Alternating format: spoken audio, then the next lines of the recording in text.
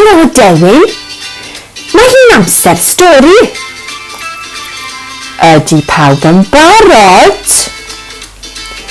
Ydy pawb yn gwrando? Ydy pawb yn edrych? Ydy pawb yn dawel?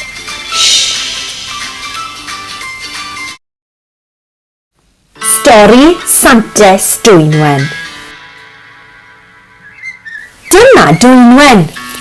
Roedd Dwynwen yn dywysoges hapus ac yn garedig. Merch brenin brychan brycheiniog oedd Dwynwen. Roedd ei thad wedi trefnu i Dwynwen briodi tywysog pwysig.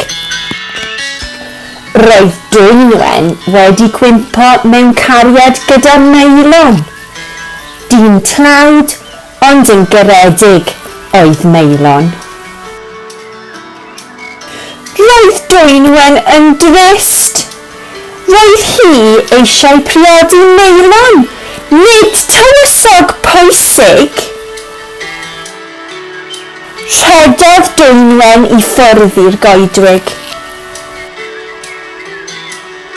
Roedd Meilon yn grac.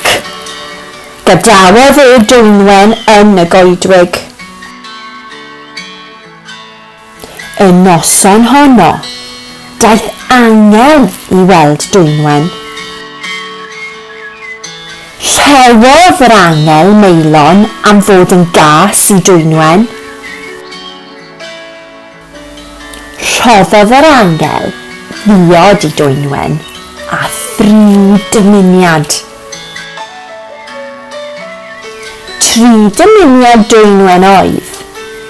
Dadmer Meilon, hapusrwydd i holl gariadon Cymru, i wneud yn siŵr na fydd Dwynwen byth yn priodi.